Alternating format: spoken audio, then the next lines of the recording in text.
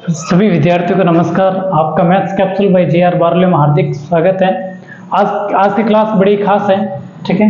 आप सभी के लिए लेकर आए शॉर्ट ट्रिक से। हमने पढ़ा था पिछली क्लास में वर्ग और वर्गमूल, है ना, वर्गमूल। आज पढ़ेंगे घन एवं घनमूल, ठीक है ना। घनमूल कैसे निकालते हैं, है ना, वो भी शॉर्ट से शॉर्ट ट्रिक में, ठीक है ना। क्यूब एंड क्यूब रूट्स, है ना, तो कैसे निकालते हैं घनमूल, ठीक है। तो आपको यहाँ पे कुछ संख्या दे रखी है ना, इससे भी बड़ी बड़ी संख्या हो तो भी हम पता कर सकते हैं, है ना। तो पहले समझेंगे कैसे, ठीक है। जैसे आपको याद होगा 1 का घन 1, 2 का घन 8, 3 का घन 27, 4 का घन 64, 5 का घन 125, 6 का घन 216, 7 का घन 343, 8 का घन 512, 9 का घन 729 और 10 का घन 1000, ठीक है। तो इसके लिए इसको बड़ी ट्रिक समझा लेते हैं, है ना। अब इसको करने से पहले हम समझते हैं कि आखिर घन क्या होता है और घनमूल क्या होता है, दोनों में क्या फर्क है ना, और कैसे निकालते हैं। निकालना बाद की बात है, अपन स्टेप बाय स्टेप सीखेंगे। पहले लिख दिए कोई बात नहीं, ठीक है ना। पहले बात करेंगे हम घन की, है ना। घन क्या होता है, तो घन क्या होता है, यानी किसी संख्या को उसी संख्या से 3 बार गुणा किया जाए, है ना। किसी संख्या को उसी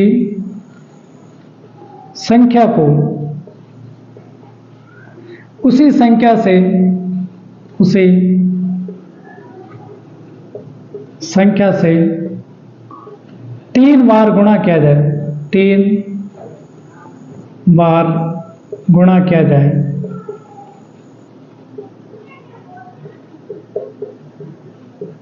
अगर हम पढ़ रहे हैं वर्ग, तो वर्ग में क्या होता है, किसी संख्या को उसी संख्या से गुणा किया जाता है ना, तो 2 बार हो गए, है ना। किसी संख्या को उसी संख्या से 3 बार गुणा किया जाए, ठीक है, तो उसे क्या कहेंगे, हम घन कहेंगे, यानी क्यूब कहेंगे उसको। क्या कहेंगे, क्यूब। मान लो कि सर कैसे, जैसे 1 है, 1 का घन निकालने के लिए ऊपर तो क्यूब लगाते हैं, इसको क्यूब बोला जाता है। 3 घात लगाते हैं, इसको क्यूब बोला जाता है, ठीक है। इसका 1 की घात 3 का मतलब है कि 1 को इसी संख्या से यानी खुद से 3 बार गुणा में लिखेंगे। कितने बार गुणा में लिखेंगे, 3 बार ना।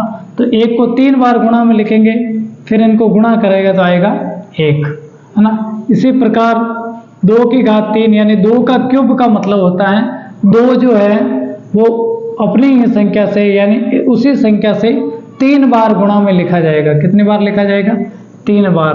जब 3 को 3 बार लिखेंगे, इनको गुणा करेंगे, 2 दूनी 4, 4 दूनी 8, तब 8 बन गए, है ना। इसका मतलब 2 का घन कितना हो गया, 8 हो गया। इसी प्रकार 3 का घन होता है, वो होता है 3 को 3 बार गुणा में लिखना। 3 3 9, 9 3 27, तो मेरे हिसाब से आपको इतना समझ में आ गया होगा कि घन क्या होता है ना। तो घन का मतलब किसी संख्या को उसी संख्या से 3 बार गुणा किया जाए तो उसे घन कहा जाता है, ठीक है ना। अब घनमूल क्या होता है, अब समझ लेते हैं। घनमूल क्या होता है, घनमूल का मतलब होता है क्यूब रूट, है ना। अब कहे कि ऐसे लिख दिया 729 का घनमूल, ऊपर लगा दिया 3, ठीक है ना। 729 का घनमूल क्या होता है, तो 729 किसका घनमूल है, 9 का। इसका मतलब यह है कि एक ऐसी संख्या जिसको 3 बार गुणा करने पे, एक ही प्रकार की संख्या 3 बार गुणा करने पे 729 प्राप्त हो जाता है। तो यहाँ पे लिखा 3, ठीक है ना। अब 929 को ऐसा तोड़ना है 3 संख्याओं में, तो ऐसे तोड़ेंगे। 9 9 81 और 81 को 9 से गुणा करने पे 9 एकम 9, 9 अंटे 72, कितना आ रहा, 729। अब ये इस 729 को ऐसा तोड़ा, 3 टुकड़ों में तोड़ा और तीनों संख्याएं बराबर हैं, ठीक है ना। तब उसमें से घनमूल निकालने के लिए एक संख्या को बाहर ले लिया जाता है। कितने संख्या को, एक संख्या को। और वर्गमूल में क्या होता है, 2 संख्या होती है, 2 में से एक को बाहर निकाल दिया जाता है। तो इस प्रकार से होता है घनमूल, ठीक है ना। और भी ले सकते हैं, जैसे यहाँ 512 लिखा हुआ है ना, तो 512 की जगह हम क्या लिख सकते हैं, 8 गुणा 8 गुणा 8, यानी 8 को 3 बार गुणा करते हैं, 8 8 64 और फिर 8 को, तो 8 चौके 32, 8 छक्के 48 और 3 51, ठीक है ना। तब कितना बनता है 512। इसका मतलब इसका घनमूल कितना आया 8 आया। तो इस प्रकार से हैं घन एवं घनमूल। मेरे हिसाब से इसमें आपको किसी प्रकार का कोई भी डाउट नहीं होगा। ये था घन और घनमूल का बेसिक, ठीक है ना। अब बात करते हैं निकालते कैसे। अब बात करते हैं कि निकालते कैसे हैं। चलो ये तो हो गया बेसिक, लेकिन अब निकालेंगे कैसे, कैसे पता करेंगे। तो साथियों निकालने के लिए दो विधियां हैं। वैसे तो विधियां देखें तो और भी विधियां हैं, ठीक है, लेकिन दो विधियां प्रचलित है। एक अनुमान विधि है, ये क्या है, अनुमान विधि, अनुमान विधि है ना। अगर आपसे एग्जाम में कहा जाता है कि ये एक पूर्ण घन संख्या है, इसका घन कितना होगा, है ना, तो हम बताएंगे अनुमान विधि से उसका सेकंड में आंसर निकाल के बता देंगे। कैसे निकालेंगे, इसके लिए आपको क्या करना होगा, इसमें से एक संख्या लेके मैं बताता हूँ। जैसे आपने ले ली 21,952, ये संख्या ले ली, ठीक है ना। अब क्योंकि ये घनमूल है तो इसमें पीछे से 3 3 का जोड़ा बनेगा। पीछे 3 है, यहाँ 3 नहीं है, कोई बात नहीं, फिर 2 का बना लो, ठीक है ना। 3 3 का जोड़ा बनता है ना। अब पीछे की जो संख्या है उस संख्या का ये सिर्फ एक ही अंक देखना है, पीछे वाला, इसको क्या कहेंगे, इकाई अंक, क्या कहेंगे, इकाई अंक, ठीक है ना। अब इकाई अंक को देखेंगे तो इकाई अंक 2 है, इकाई अंक कितना है 2 है। तो अब यहाँ से अपने को देखना है, मैंने ये सारे घन लिख दिए, 1 का घन 1, 2 का 8, 3 का 27, 4 का 64, 5 का 125, 6 का 216, 7 का 343, 8 का 512, 9 का 729, 10 का 1000, ये सारे लिख दिए। अब इसका इकाई अंक 2 है, तो आपको इसमें से देखना है कि किसके पीछे 2 है, तो 2 सिर्फ इसके पीछे है, यहाँ 2 है, तो यहाँ इसका जो इकाई अंक होगा वो 8 हो जाएगा। कितना हो जाएगा, 8 हो जाएगा, क्योंकि 8 के घन के पीछे 2 आता है, ठीक है। अब क्या करना, आगे आपको संख्या देखनी है, जितनी भी 2 अंकों की है, 3 अंकों की, ठीक है ना, 2 अंकों की है, 3 अंकों की, जितनी भी संख्या, जैसे 21 है तो 21 किस किस के बीच आती है, तो 21 8 से 27 के बीच में आती है, 8 से 27 के बीच में आती है 21, तो 8 से 27 के बीच में आती है। तो इनमें से छोटी कौन सी संख्या है, 2 का घन है या 3 का घन है ना। तो आप कहेंगे सर 2 का घन छोटा है, ठीक है ना। तो अपने को छोटी वाली संख्या लेनी है, कौन सी संख्या, छोटी वाली संख्या। आप ऐसे भी लिख सकते हैं कि ये जो 21 है वो 2 के घन से बड़ा और 3 के घन से छोटा है, इन दोनों के बीच में 21 जो संख्या आई है ये इसके और इसके दोनों के बीच में, तो इसका मतलब 2 की घात 3, इसका मतलब 3 की घात 3, इन दोनों के बीच में है 21, ठीक है ना। तो आपको छोटी वाली संख्या लेनी है, कौन सी संख्या लेनी, छोटी वाली। तो छोटी वाली संख्या लेंगे तो कितना आएगा 2। इसका मतलब हुआ कि 21,952 इतनी बड़ी संख्या थी, उसका जो घनमूल है वो कितना आ जाएगा, 28 आ जाएगा। कितना आसानी से अपन ने निकाल लिया, ठीक है। क्यों, ये बेसिक है, समझ रहे, इसलिए लगता है कि थोड़ा टाइम लग रहा, वरना इतना टाइम भी नहीं लगता है। दूसरी संख्या ले लेते हैं, यहाँ से 49 13, ठीक है ना। अब इस संख्या को भी पीछे से 3 का जोड़ा बना दो, ये एक अलग बन गया, ठीक है। ये पीछे से ये 3 का जोड़ा बना दिया, ये एक अकेला रह गया, ठीक है ना। अब क्या करेंगे, इसके पीछे कितने, 3। अब यहाँ पे 3 किसके पीछे, बोले सर ये 343 यहाँ आ रहा, इसका मतलब इसकी जगह कितना लिखेंगे, सर 7 लिखेंगे, ठीक है। अब आगे कितना आ गया, 4। ये 4 किस किस के बीच में, आप कहेंगे सर इन दोनों के बीच में 4 आता है ना। तो आगे लिखो ये, इसका कितना, 1 का क्यूब, पीछे लिखो किसके बीच में, 2 के क्यूब के, है ना। इसका मतलब 2 जिस तरफ है वो बड़ा है ना, तो एक तरफ है वो छोटा है। तो 1 का घन 4 से छोटा है और 2 के घन से छोटा है, इससे बड़ा है और इससे छोटा है। इन दोनों के बीच में आ रहा, आपको सीधा यही देखना, इन दोनों के बीच में आ रहा, तो छोटा कौन है, ये कि ये, बोले ये, तो यहाँ पे ये लिखेंगे। इसका मतलब क्या हुआ कि 49 13 का जो घनमूल है वो कितना आ गया, 17 आ गया। कितना आ गया, 17 आ गया, है ना। इसी प्रकार से ये संख्या ले लेता हूँ, बाकी का इसका आंसर आप कमेंट में बताएंगे, इसका आंसर भी आप कमेंट में बताएंगे, इसी प्रकार निकाल गए। इसका मैं बता लेता हूँ, ठीक है ना। मान लो 571 787, इससे भी और भी बड़ी संख्या आ जाए, हालांकि नहीं आती लेकिन इससे भी बड़ी संख्या आ जाए तो भी आसान है, कोई दिक्कत वाली बात नहीं। आपको तो पीछे से स्टार्ट करना, 3 का जोड़ा बनाना, ठीक है ना।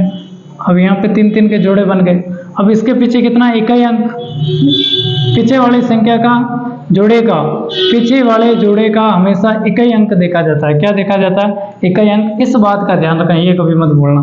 तो इकाई अंक इसका कितना, 7। अब 7 किसके पीछे आ रहा, बोलेंगे सर इसके पीछे आ रहा है ना। 3 के घन के पीछे 7 आ रहा, तो यहाँ पे क्या हो जाएगा, 3 हो जाएगा, ठीक है। बेस नॉर्मल बात। 571 किसके बीच में आ रहा, तो 571 आप कहेंगे इन दोनों के बीच में आ रहा। 512 और 729 के बीच में आता है 571, ठीक है ना। तो इन दोनों में से छोटा कौन है, ये कहाँ आता है, ये आता है 512 और 729 के बीच में, इन दोनों के बीच में आ रहा। तो इन दोनों में से छोटा कौन है, आप कहेंगे सर 8 छोटा है, तो इसकी जगह लिखेंगे 8, ठीक है। इसका मतलब क्या हुआ प्यारे बच्चों कि 571 787 ना, इसका जो घनमूल है वो कितना हो गया, 83 हो गया। कितना हो गया, 83 हो गया। ये थी अनुमान विधि, है ना। तो अनुमान विधि से अगर आपको पूछे कि निम्न संख्याओं का घनमूल निकालिए, तो कंपटीशन एग्जाम हो या आप अगर जल्दी से जल्दी करना चाहते हो तो अनुमान विधि से इसको किया जा सकता है, ठीक है। तो ये दोनों क्वेश्चन मुझे कमेंट में बताना जरूर, ठीक है ना, इन दोनों का आंसर क्या होगा, ठीक है। आगे चलते हैं, ये अनुमान विधि हो गई। अब एक है भाग विधि। अब क्या है, मतलब अभाज्य गुणनखंड विधि से भी कर सकते हैं। भाग विधि तो बड़ा टफ है, वो इतनी बढ़िया विधि नहीं होगी आपके लिए, ठीक है ना। और विशेषकर जो सीख रहे हैं उनके लिए इतनी आसान नहीं होगी, उसमें बहुत माथापच्ची। उससे बढ़िया है कि गुणनखंड विधि उससे भी बढ़िया ऑप्शन है, ठीक है ना। गुणनखंड विधि,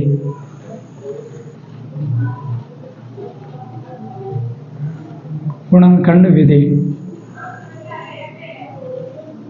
द्वारा घनमूल, बहुत अच्छी विधि है। आपको बाई चांस ऐसा कभी लगे कि वो विधि आप भूल गए या समझ में नहीं आ रही, याद नहीं आ रही, तो आप अभाज्य गुणनखंड विधि का प्रयोग कर सकते हैं। कैसे, मान लो आपको एक संख्या दे दी 1729, है ना। इसका आपको क्या निकालना, घनमूल निकालना, ठीक है। ध्यान से देखिए, क्लास बहुत अच्छी क्लास है आज की। तो 1729 यहाँ लिख दिया। इसका इस प्रकार से अभाज्य गुणनखंड कर देंगे, ठीक है ना। तो सबसे पहले 2 का भाग तो इसमें जाएगा नहीं, पीछे सम संख्या नहीं, तो 9 और 2 11 और 7 18 और 1 19, 3 का भी इसमें जाएगा नहीं, ठीक है ना। 4 का जाएगा नहीं, 7 का, 7 दूनी 14, फिर 2 7 3 21, 1 19, 7 का भी नहीं जाएगा, ठीक है। 9 का भी तो नहीं जाएगा ना, 1 मिनट,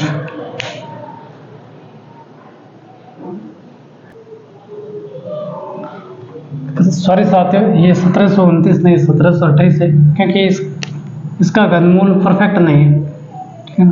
तभी मैं सोच रहा हूँ कि भाग के जा क्यों नहीं रहा, ठीक है। तो 1728 है, ठीक है। तो 1728 है, इसमें 2 का भाग देंगे, 2 का भाग दे दिया, 8 दूनी 16, फिर 6 दूनी 12 और 4, फिर 2 का दिया 4 3, फिर 2, फिर 2 का दिया 2 16, फिर 2 का दिया 108, ठीक है ना। फिर 2 का दिया 54, फिर 2 का दिया 27, फिर 2 का नहीं जाएगा ना, 3 का देंगे 9 बार, 3 का देंगे 3 बार, 3 का देंगे 1 बार। मेरे हिसाब से समझ में आ गया होगा, कोई गलती के लिए क्षमा प्रार्थी है, ठीक है। तो 1728 से इस तरह इसका अभाज्य गुणनखंड कर दिया। अब क्या करना है, अब 1728 के सामने ये लिख लो, ये सारे 2 1 1 2 3 4 5 6, 6 बार 2 2 3 4 5 6, 3 कितने बार है, 3 बार, 1 2 3, कितना कर लिया, ठीक है ना। आसान है, इसमें भाजकता का नियम पता होना चाहिए और इजी है, कुछ भी हार्ड नहीं है, ठीक है। अब क्योंकि हम घनमूल निकाल रहे हैं, क्या निकाल रहे हैं, घनमूल, तो घनमूल निकालने के लिए घन के ऊपर कितनी घात होती है, किसी भी संख्या का घन निकालने के लिए 3, तो हमें जोड़े भी 3 3 के बनाने, कितने कितने के, 3 3 के, 1 2 और 3। अगर कभी ऐसे भी सवाल पूछता है कि निम्न में से कौन सी पूर्ण घन संख्या नहीं है, तो आपको अभाज्य गुणनखंड विधि से करना है। और उसमें अगर कोई दिखता है कि हाँ इसमें 3 का जोड़ा नहीं बन रहा है, तो जहाँ पे जोड़े पूरे पूरे नहीं बन पाते हैं वो एक पूर्ण घन संख्या नहीं होती है। अगर जोड़े बराबर बनते हैं तो पूर्ण घन संख्या है, ठीक है ना।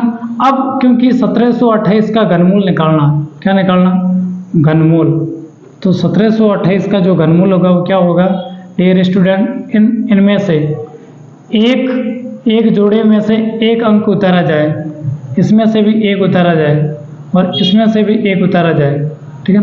इसमें से एक 2 ले लिया, इसमें से एक 2 ले लिया, इसमें से एक 3 ले लिया। अब तीनों को गुणा कर दो, 3 दूनी 6, 6 दूनी 12, ठीक है ना। इसका मतलब हुआ कि 1728 का जो क्यूब रूट है वो कितना हो गया, 12।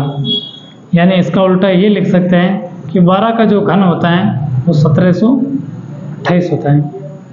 अब कमेंट में आपको बताना है 11 का घन कितना होता है, ये आपके लिए, ठीक है। तो आज की क्लास आई होप, मतलब उम्मीद करता हूँ कि अच्छी लगी होगी ना। अगर अच्छी लगी क्लास तो ज़्यादा से ज़्यादा शेयर करें, ठीक है, लाइक करें, सब्सक्राइब करें, ठीक है। आज के लिए बस इतना ही, मिलते हैं अगले वीडियो में, तब तक के लिए धन्यवाद।